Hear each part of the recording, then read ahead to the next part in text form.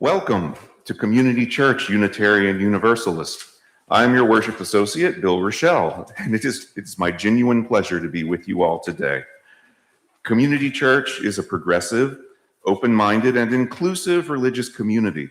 We welcome all who are on a spiritual search for truth and meaning.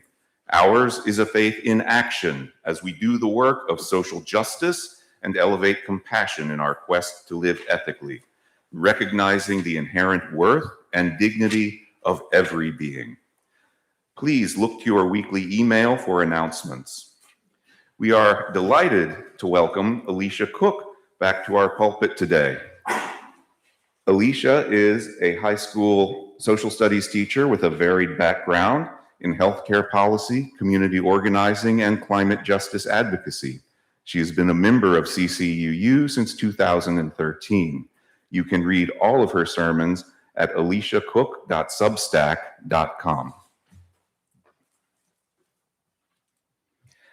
And I believe we have a couple of announcements this morning. Sean, would you like to come up?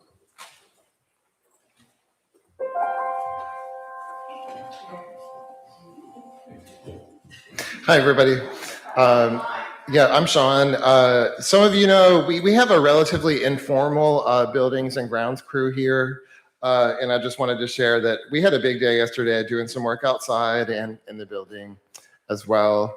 So I wanted to call out the folks who contributed. So we had Liz, Deborah, Carol, Janet, Bill, Rebecca, and myself. Am I missing anybody? I think that's everyone.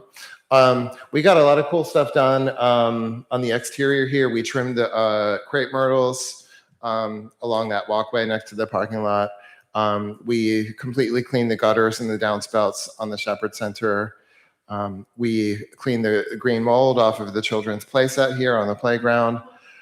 Carol and Janet did a whole bunch of great stuff here in the sanctuary and in the kitchen. So I had a great day and just kind of wanted to share that joy and gratitude and recognize Bill for being the all-star, bringing his vast collection of power tools over from his home. Thanks. And we have one other announcement from Deborah. Yeah, I need that. This is a big one.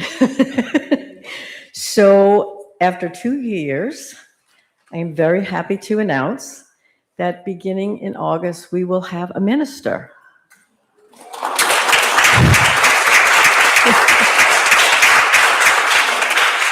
I'll just tell you a little bit about him, just a brief about his bio. And then after the service, I have a picture of him and the bio. And if you have any questions, you can ask. First up, I want to thank Kathy Larimer, Marianne Godshall, Liz Trotter, and then in our first year round, Alicia Cooke and Jolie Bonk, all of who made this possible. It was a long journey, but we're finally here. So our new minister is the Reverend Gordon Clay Bailey. He is currently at Cyclical Unitarian Universalist Society in the San Fernando Valley in California. So he'll be moving here from Los Angeles. He grew up in the Hudson, in the banks of the Hudson River in Harlem and the Washington Heights neighborhoods of New York City, spent his early adult life searching for a career where he could make the most difference. He worked at a home for abused boys, Catholic Charities, Job Corps, the New York City public school system, and ultimately ministry. His call to ministry came in his early 30s, while unexpected to him, did not surprise those who knew him. His choice to serve in the Unitarian Universalist denomination was due to its rich tradition in multi-faith theological discourse, social justice, and its non-dogmatic approach to wisdom. Graduated from the University of the District of Columbia with a dual BA in anthropology and sociology. He then attended Wesley Theological Seminary in Washington, D.C., where he earned his Master of Divinity and specialized in pastoral counseling and urban ministry. He has served in various ministry positions at UU congregations in Glendale, California, Orange, New Jersey, New York City, Washington, D.C., Pomona, Garden City, Utica, Oneonta, New York, Las Vegas, and now Sepulveda. Pastoral Supervision and Psychotherapy is an organization with which he is seeking diplomat status. He is also a candidate at the Harlem Family Institute for certification in psychotherapy. He served as a chaplain and director of pastoral care for many years from Johns Hopkins in Baltimore. And he once directed the largest clinical pastoral education training program in New York City. He is married to Lisa Stifler Bailey, and between them they have 4 children, Jennifer, Devin, Ethan, and Darian, and 1 granddaughter, Kay. The Baileys currently live in Burbank and will soon be living in New Orleans.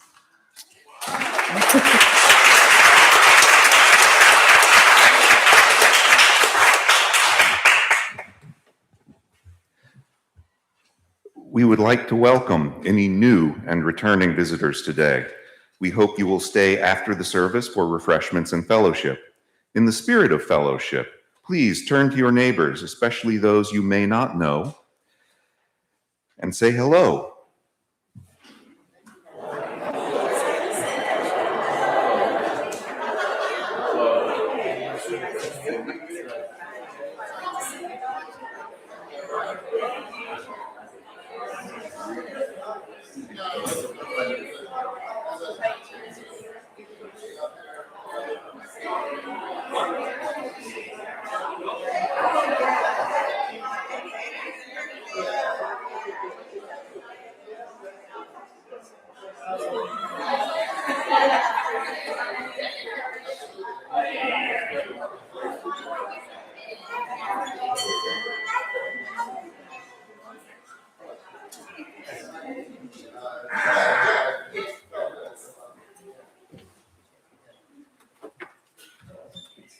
And we have a special treat today. If our membership committee could come up, we have new members to welcome to the community.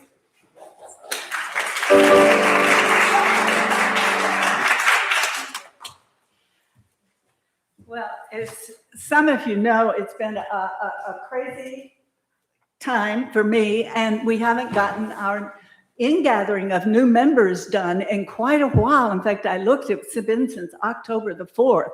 So we have a lot of people today.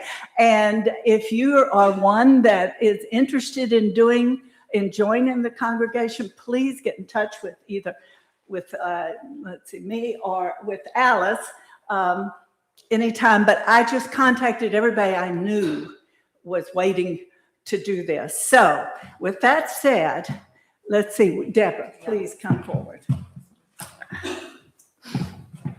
Yeah, thank you. I'm sorry.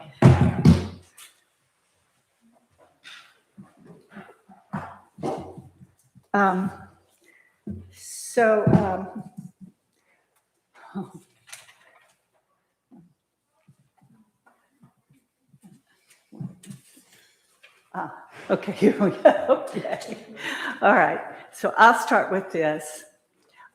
We're going to invite our new members up here, our new members to be, and we'll give them a chance to speak briefly because we have so many. We're so excited. So if Chelsea and Andrew Myers would come forward, and maybe line up here so you can speak in the microphone in a minute. Liz Lucado. We're going to have to quit saying Liz. We're going to have to start saying which Liz. We're getting a lot of them. Leslie and Jack Montgomery.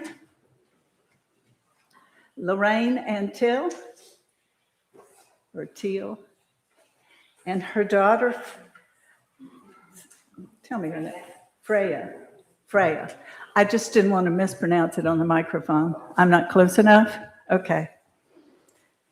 And Helen Stavros.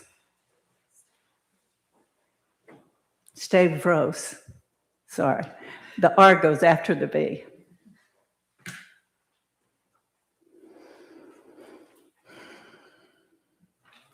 I think what we should do is, if you would,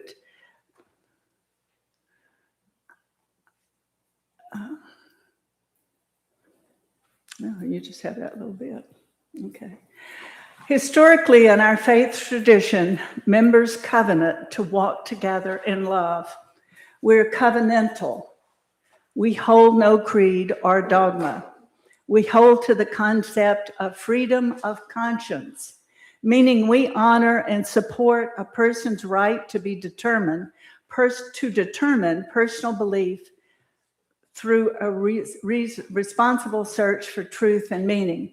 Within this religious tradition, reason and the revelations of science are highly valued, as are the promptings of the Spirit that bloweth where it listeth and maketh all things new. That's a quote from the Bible, in case we don't recognize it. We affirm and promote principles, which are in the front of our hymnal, that state how we choose to be in religious community and in the privacy of our homes and in the larger world. This is not just a front. It's something we take into ourselves and change and grow and be the people we want to be in this world. Our Unitarian Universalist principles are organic as they change with the times by vote of the congregational delegates within our Unitarian Universalist Association of Congregations. That's the UUA that you will hear a lot of. And at its general assemblies. For instance, recently our delegates voted on the newly framed UU values that are down here. Oh, my screen went dark. Okay. This congregation is also organic as it changes with each new member's presence and involvement. Think how we're going to grow and change with this many lovely people joining us. It's a real exciting time for us. It grows more diverse and gains more depth, gained through lives lived and shared. This is a welcoming congregation. All who come in the spirit of love are welcome here. We understand we do not need to believe the same in order to love the same. Alice, you want to read this part? Show me where I start. Right here. This morning, the membership ministry is happy to introduce These new people. all of these new people.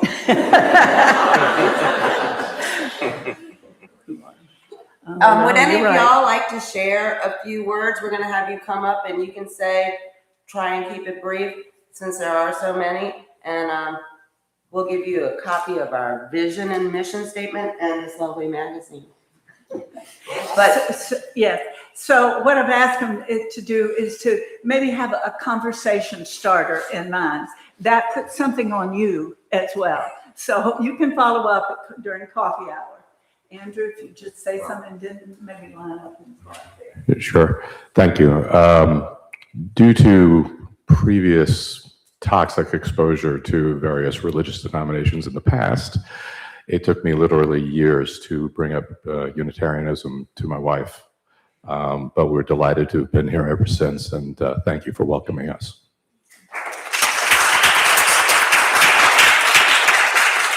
This is Chelsea.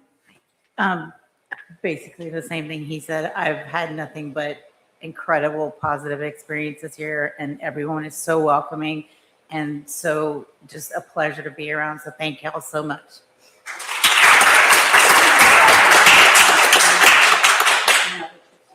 Thank you. Okay. And Liz, Elizabeth Lucado. Hi, I'm Liz. For clarity's sake, please call me Liz 2, Liz L, short Liz, in deference to Liz, who is well established here. I'm originally from West Virginia. I moved here in 1998, and I have found so much clarity and joy and community in being part of this organization. I'm a wife, a mother, and a teacher, and it is a pleasure to bring all of this to my personal life and to bring this to my personal life. So I'm very glad to be part of the community here. I'm Leslie Montgomery. I'm a librarian at Tulane University, and that's why we moved here, is for my job. But Jack and I got married at the UU Church, Thomas Jefferson Memorial Church in Charlottesville, a long, long time ago. And we had met each other in a comparative religious class at UVA. So this is just like one more step on our journey. Yeah. So.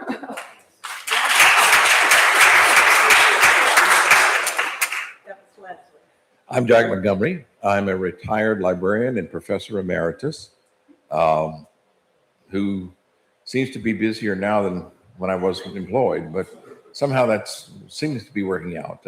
I am still writing professionally and otherwise. I play a little music and following my other passion, which is American folk religion, which has been at it for about 50 years. Anyway, it's a pleasure to be here. Thank you. Hi, I'm Lorraine. I guess I'm just grateful to have found a community and a place to bring up my daughter with people that believe the same way that I do in doing the right thing and having integrity and honesty. And I'm grateful for the community here at CCUU. So thank you guys.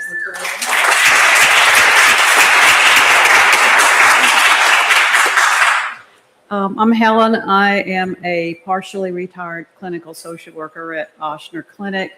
I discovered this church in the 1970s after I got my master's degree in social work from Tulane, and I was very active in the 70s and 80s and did religious education with Susie McGew and with her kids and everything. And I somehow managed not to sign the membership book during those years. So I went back to get my doctorate in social work in the 90s, and I got too busy to come, and then Katrina hit and the church disappeared for a while. And I finally realized it was time to come back. So glad to be here.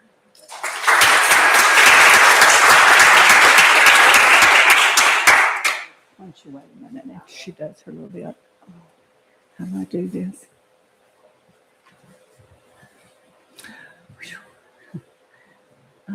Here, that's you. As the president of Community Church's Board of Trustees, it's my pleasure to ask of each of you, will you walk together in covenant with the membership of this congregation, sharing the joys and responsibilities of membership? Members of Community Church Unitarian Universalist, will you welcome these newest members into the congregation and covenant by including them in your fellowship? Yes. All right. Thank you.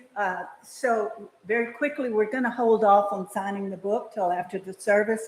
And I know that y'all will be very kind to Alicia if her service runs over.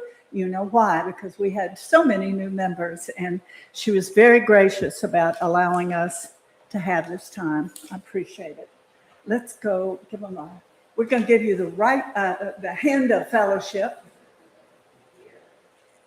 It can be right or left.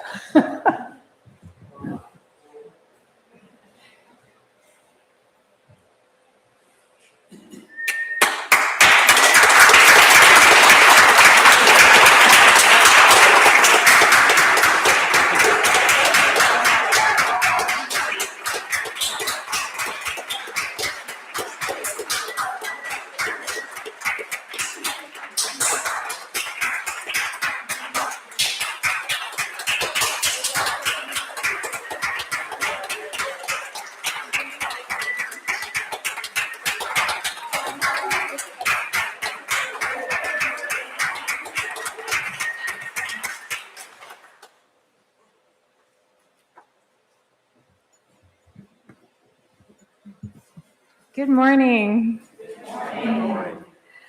Our opening words today come from the Persian poet Rumi.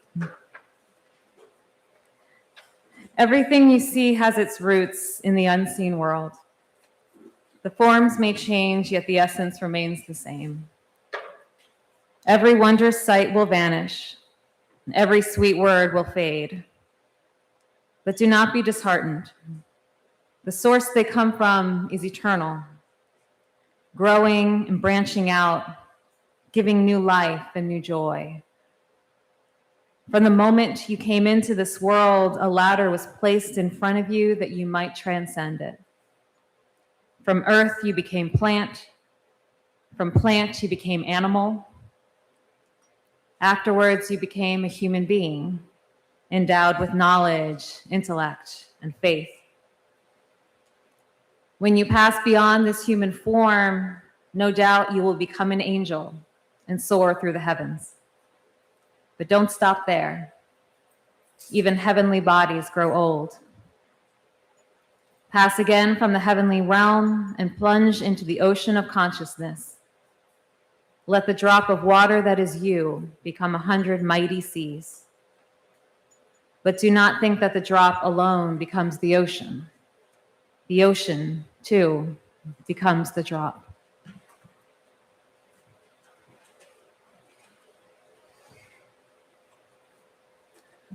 It is our ritual to light a chalice, invoking hope and eternal truth to our worship. Please join us in singing the words of chalice lighting, "We Light This Flame." The words are printed in your order of service.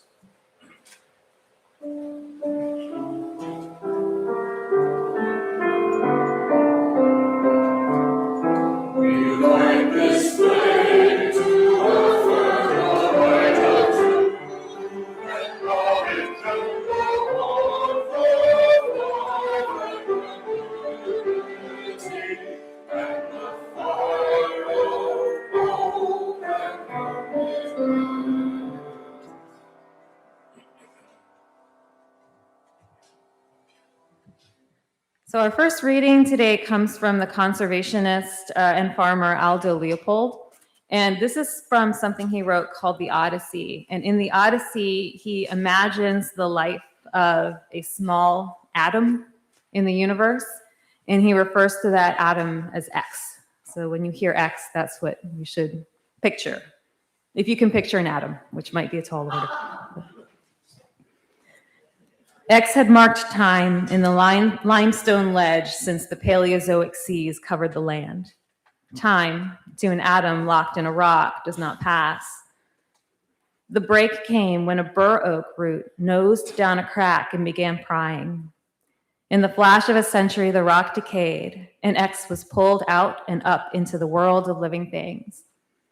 He helped build a flower, which became an acorn, which fattened a deer, which fed an Indian, all in a single year.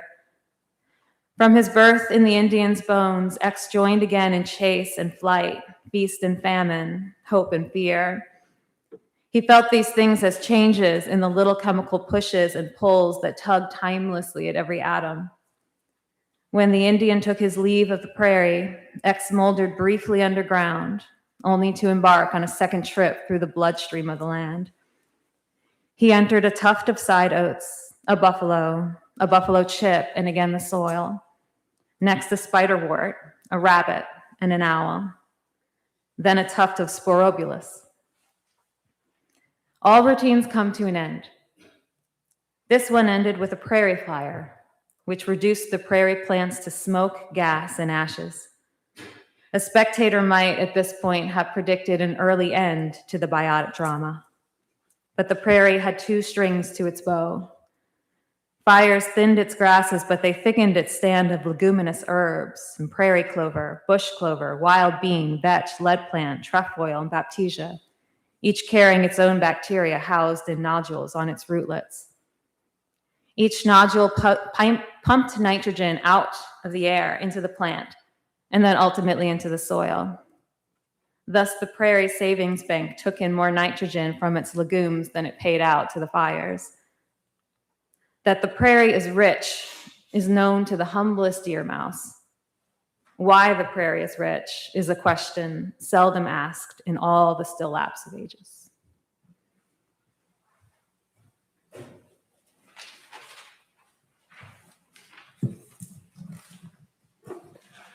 Now is our sacred time of joys and sorrows. If you are online, you may write your joys and sorrows in the comments section to be read aloud. In person, you may write them on one of the cards being passed out by our greeters. Please remain seated while we sing hymn number 173, "In the Branches of the Forest."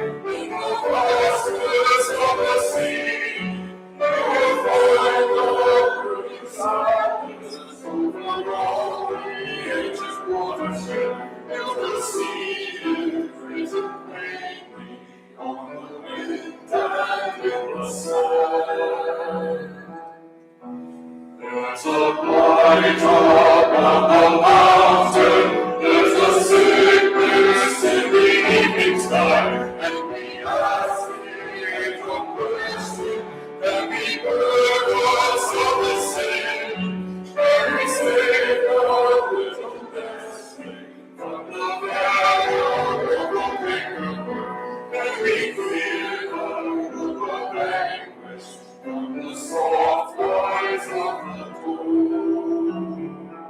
In the thunder, in the rapids, sound of warning through the wilderness, let the forest be untainted, let the streams be undefined, let the waters of the river, as they flow down to the ocean, be as sweet as in the old days, when the mountains stood alone.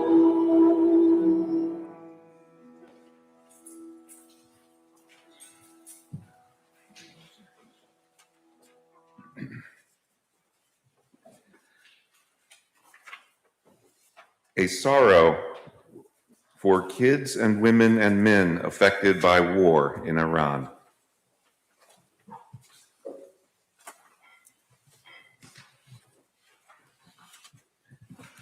We light 2 more candles, one for the joys still bubbling up, too new to share, and one for the sorrows that we cannot yet put into words. Know that we hold you in our hearts. Now, let us pause for a moment of silence, recognizing the joys and sorrows of those in our community, spoken and unspoken.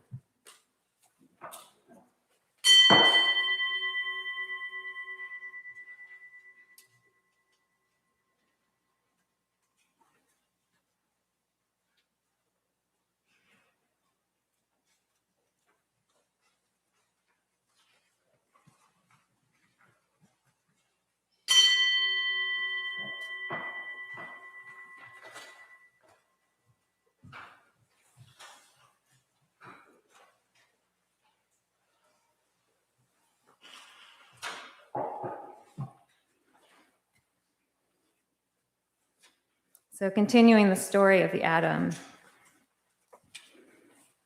The old prairie lived by the diversity of its plants and animals, all of which were useful because the sum total of their cooperations and competitions achieved continuity. But the wheat farmer was a builder of categories. To him, only wheat and oxen were useful. He saw the useless pigeons settle in clouds upon his wheat and shortly cleared the skies of them. He failed to see the downward wash of overweeded loam, laid bare in spring against the pelting rains. When soil wash and chinch bugs finally put an end to wheat farming, X and his like had already traveled down the watershed. When the empire of wheat collapsed, the settler took a leaf from the old prairie book. He impounded his fertility in livestock. He augmented it with nitrogen-pumping alfalfa, and he tapped the lower layers of the loam with deep-rooted corn.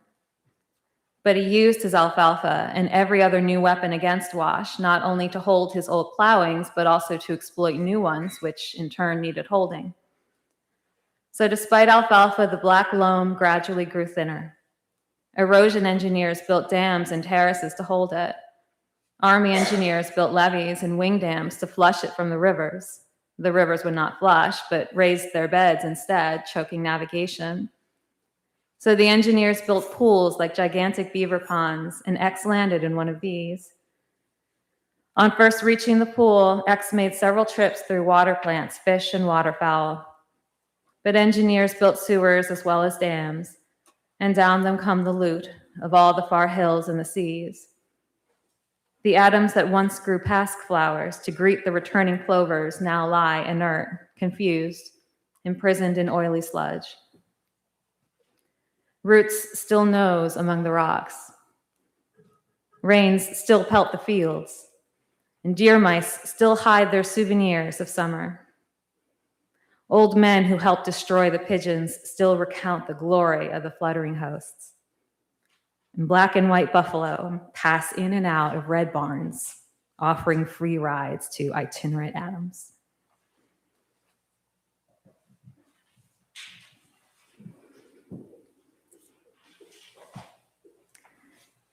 So had she not died late last year, our friend and our former member, Dion DeVille, would have turned 51 3 days ago. When I got the call in November that she had entered home hospice, I happened to be hiking in the Woodlands Conservancy near Belle Chase, which is a very good place to get lost in my thoughts. After I hung up the phone, the first thing I got to thinking about was how verdant my surroundings were and how lucky I was to be there in such a beautiful day. That sort of hyper-awareness that often accompanies reminders of our own mortality. And the second thing I got to thinking about was how much those woods had changed since I last visited, which was maybe 4 years ago. And at the time, the woods were still recovering from Hurricane Isaac. And that had taken down many of the trees and left the pathways unpassable. And quite frankly, it was really ugly back then, and it was nice to see how much it had recovered. And the third thing I got to thinking about was one of the last times I saw Dion in person. It was 2020, and we had been put in charge of planning the next GNU retreat. We went out for lunch after church, and we listed out everything we wanted, everything we would do, all of our next steps. And it was going to be the best retreat ever, trust me. And then we went home, having no idea that less than 2 weeks later, of course, the world would shut down, and we would all spend most of the next year confined to our houses, and that retreat would never happen. We all emerged from that pandemic differently, including this church. We'd been talking about expanding our space and enjoying a growing RE program. And instead, throughout the pandemic, we lost members and a minister. And that wasn't anyone's fault, but it was still painful at times. And I'm rambling a bit, so let me return to that moment in the woods. So to sum up, there were 3 transitions on my mind as I was walking that day.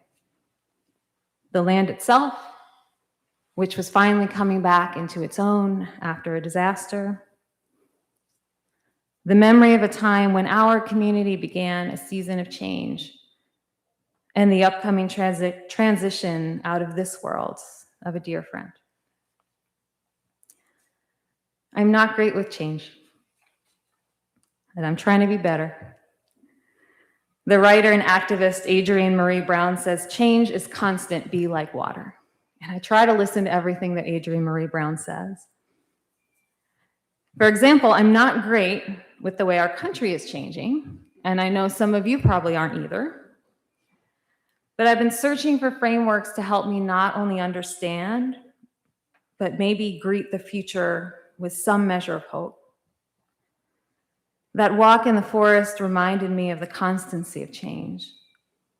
Not just for our country, of course, but for our own lives and the lives of our communities like this church.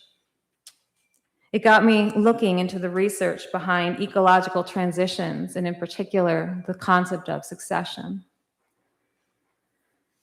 So I should preface the rest of this by disclaiming that I am not a trained ecologist, but I'm also not a trained minister, and you still allow me to graciously share words with you from time to time on a Sunday. So thank you. Here we go. So if you look at the cover of your order of service, you will see a place that is very important to me, and that's a picture I took, and that is the Crosby Arboretum in Picayune, Mississippi. It's really one of my favorite places on earth, and it's also where most of this service or this sermon was conceived of, and part of it was written. Until 1978, it was a strawberry farm, but you would never guess that when you see the forest. And their website tells us that over the course of the next 200 years, quote, oak, hickory, beech, and other slower growing hardwoods will emerge and dominate the canopy.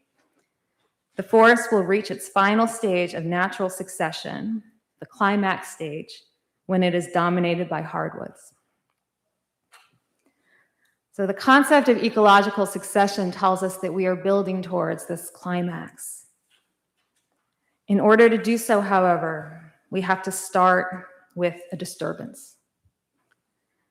The disturbance can be large and biblical in scale, like a lava flow or a landslide that creates new soil for the first time. This is what's known as primary succession, and in these instances, life must begin from scratch. In secondary succession, however, the conditions to create life are still there, just awaiting activation beneath the soil. After years of domestication, or as a strawberry farm, for example, or more commonly after a wildfire, when most of the land's features disappear. Ecologists tell us that most succession is secondary, arising in what is often termed, quote, a disturbed area. Small and basic forms of life come first, which in turn nourish new species. Over time, interlocking pieces of the land respond to each other, and they are building toward a climax community, the ultimate raison d'etre of the land. A climax community is stable and balanced, generally characterized by tall shade trees and high biodiversity. It brings to mind the sort of landscape we tend to be drawn to and we tend to consider beautiful. It might even evoke the sort of established neighborhoods considered the most desirable, with old historic mansions set among majestic centuries-old oaks, rich and accomplished and stable, a happy ever after for the land and for ourselves. Of course, there's also ecologists that argue that the idea of a climax community is a misnomer, especially in 2026, in the era of human-accelerated climate change. They tell us that the so-called climax community is just as much a phase of succession as any other, because disturbance is an undeniable fact of nature. However timeless it may seem, they say, disturbance will always come for the stable community. So what does ecological succession tell us about what to expect after the inevitable disturbance? It turns out that succession is fairly predictable.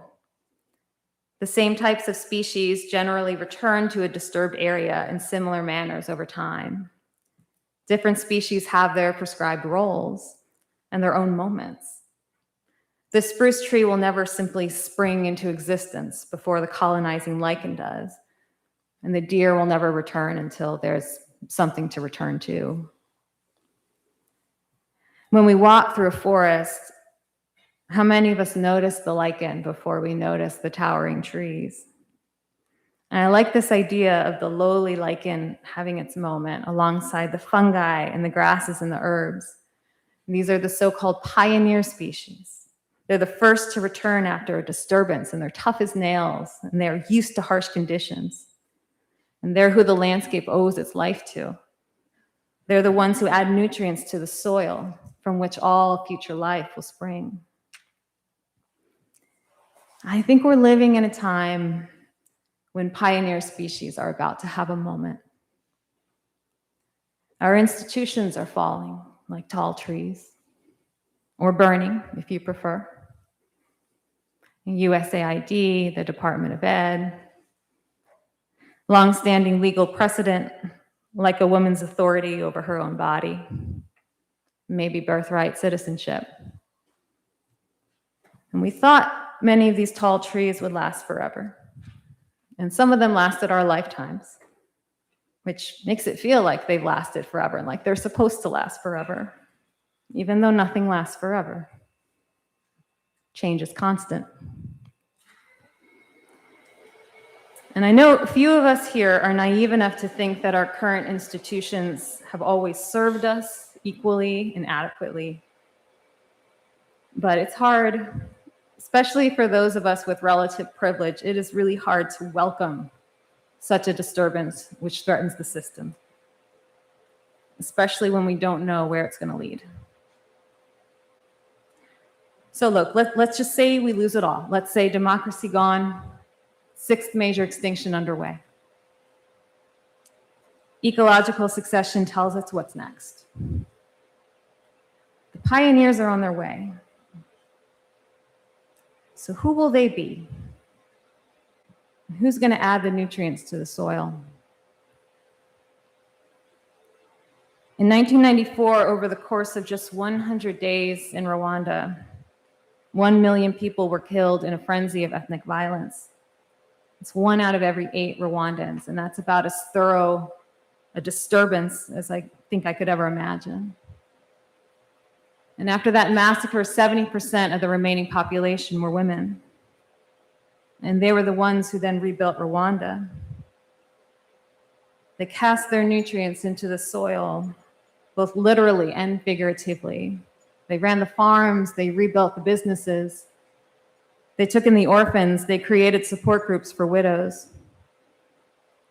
They proved their capacity beyond the home, and in 2003, a new constitution mandated that 30% of parliamentary seats be reserved for women. Today, Rwanda leads the world with 64% of seats held by women, which is more than in any other country in the world. A massive step forward for gender equality born out of a great disturbance.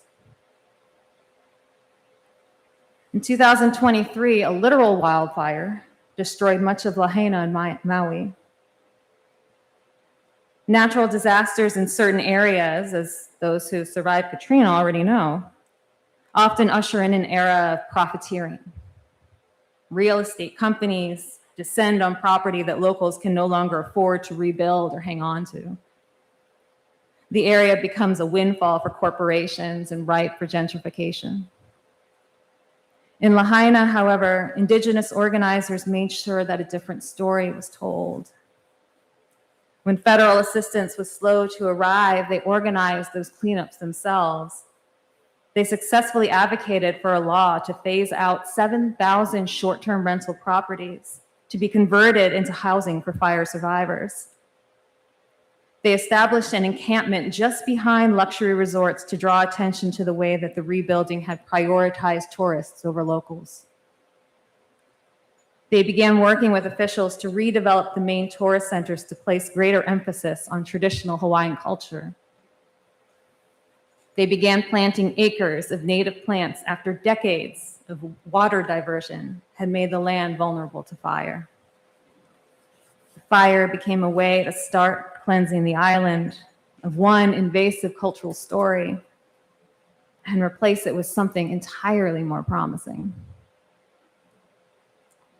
So that's one way of looking at succession.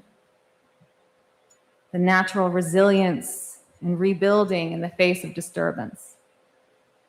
We didn't choose that disturbance, we just choose how we relate to it.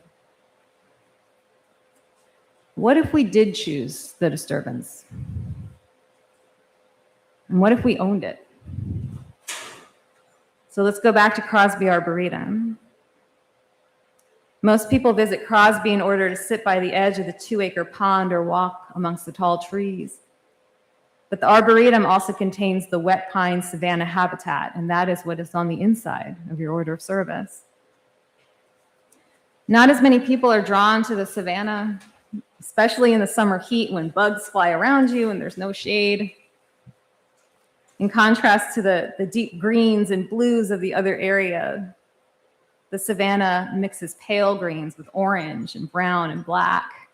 And that's the evidence of the prescribed burns hanging out around the ankles of the trees there. From the website, the theme of the savannas is fire, an awesome, destructive force which can be a constructive, creative one as well. The highly diverse landscape includes wildflowers, grasses, and native shrubs and trees, which are fire adapted to the periodic prescribed burning. So you might look at that savanna and think, well, that's not very beautiful.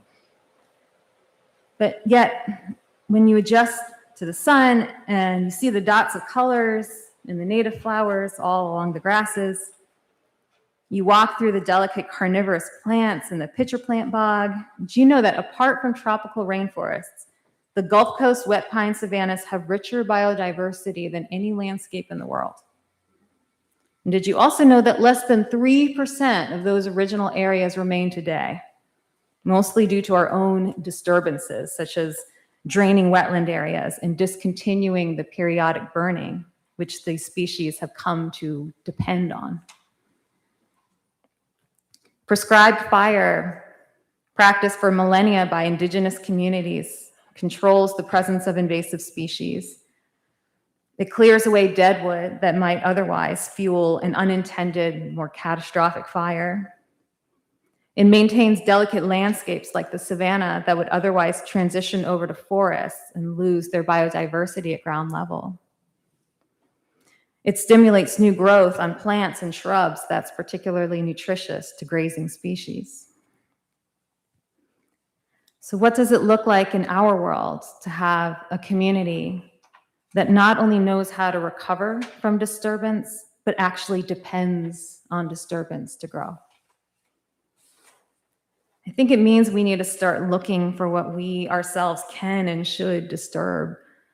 And I have a student in my world geography class, and anytime we mention a particularly low moment in US politics, she will ask in exasperation, well, why can't we just set fire to things like the French do? And in moments of frustration, I think many of us might be heard to say, well, burn it all down. And I'm not literally saying that we should go about setting fire to Walmarts or AI data centers, at least not yet. But there are things I think we can destroy in order to reset our landscape. So in 2020, fans of the K-pop band BTS tanked a Trump rally in Tulsa by scooping up nearly all of the available tickets and then not showing up, creating an embarrassingly empty arena for the administration. And that's just a little thing, but it's about as creative an example of a disturbance as I can think of.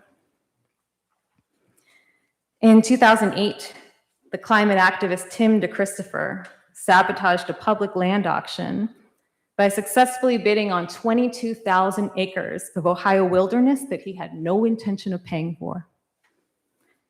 But his actions brought scrutiny to the auction itself, and most of those land leases were eventually canceled when a judge found out that they'd been rushed to auction in violation of environmental protection laws. And again, that's another small example.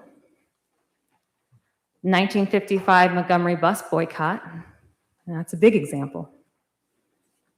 In protest of the indignity of segregation, Black residents supported the boycott of the city bus system by organizing carpools and even raising money in churches to purchase new shoes for people who wore out their own when walking to work. The community organized to break the system and deal a significant blow to the city's finances, eventually forcing a decision in their favor. Disturbance is pain, but disturbance is change. And it often resets the path forward to something that ultimately serves us better. And none of this is easy. I think although most of us would choose to be born in the time and place of the tall, majestic trees in the stable climax community, sometimes we're just born in the time and place of the cleansing fire. We must be willing to accept that this world may move completely beyond recognition in our lifetime. And I'm not saying that will happen, just that it might happen. We have to let ourselves be open to any range of scenarios, even the ones that contain nothing of the familiar. And if that sounds difficult, or if it hurts your heart, just bear in mind, there's no guarantee that these theoretical futures will be any worse than our current state of things. And in fact, they might be far, far better. I've spent so much of my time worrying that my life and my country will mutate into something unrecognizable that I've rarely remembered to ask myself whether that might be a very good thing. when I think about how our church community has changed since COVID. I mourn some of those who left, and I mourn the GNU retreat that didn't happen, and I mourn my friend who died. I also think of those who come to our church in the time since COVID, including 8 people today, and including some people that right now I really can't imagine our community without. I think of the dozens of speakers who have filled the ecological niche of our pulpit, most of whom we wouldn't have had we not lost our minister.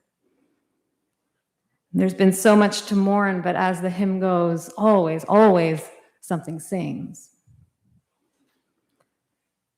Every stage of the landscape reveals its beauty. Sometimes the beauty is evident on the face, like a towering redwood or cypress. Sometimes the beauty's in the story, like the burned grasses that sow their nutrients and build something better. And as our own landscapes change in our lives, in our communities, and in our nation, we can find beauty in the transition. Remember that little atom X in the readings from Aldo Leopold today, the one who circulated through our planet for millennia, participating in every possible change under the sun. It is literally in our bones to change and to die and to be reborn constantly. I don't know enough about succession or about the mysteries of the world to know whether the trees and the eagles and the rivers and the pebbles and the butterflies can read the history in the landscapes that they inherit. But I do know that we can read, and we can listen to the ancients and rebuild with intensity and clarity of purpose. We can think deeply about what nurtures the soil after a great disturbance. The fire will always, always come.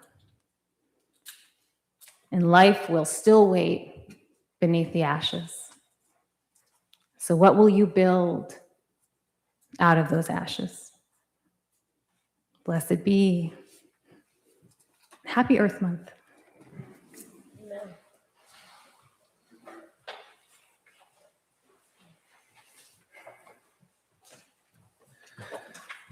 Community Church Unitarian Universalist is a self-sustaining congregation. Members' and friends' generosity help us to do the sacred work of bringing justice, spirituality, and compassion to our community and beyond. You can give online, by text, or in person this morning. See the information on the back of your order of service for giving by text. And the song for the offertory is number 344, A Promise Through the Ages Rings.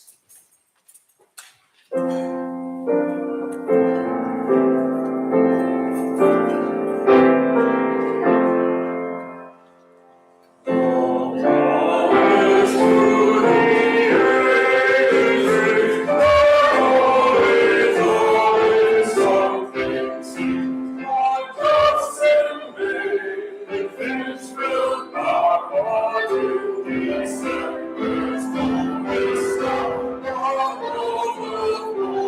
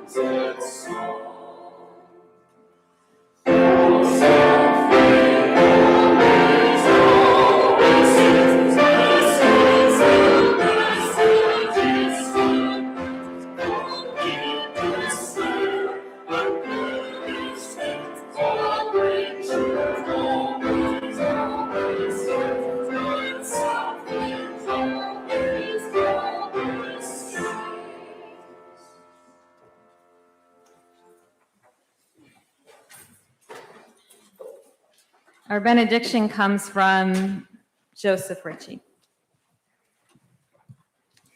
These are the ways a world ends. The Manichaean, eternal spiritual warfare as a snake devours its tail.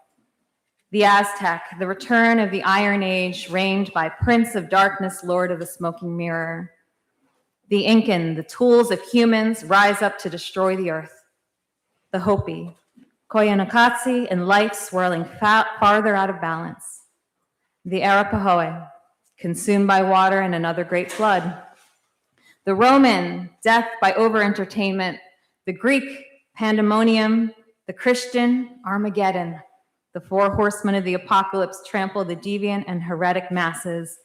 The American, not with a bang but a whimper. Amid such ill foreboding and mad daily crossfire, hear the choir of courageous angels sing. We shall overcome. We shall overcome. We shall overcome someday. Please rise for our closing hymn, which is in the turquoise hymnal, 1064, Blue Boat Home.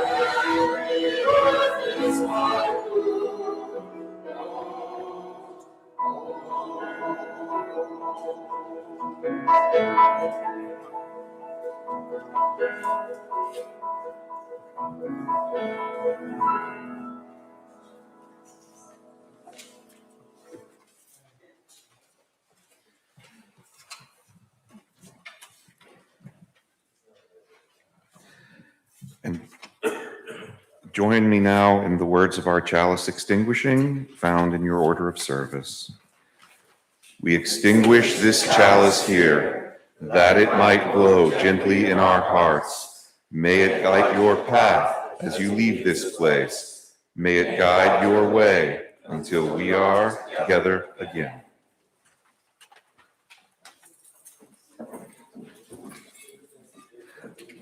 Please join us for refreshments and fellowship in the fellowship hall.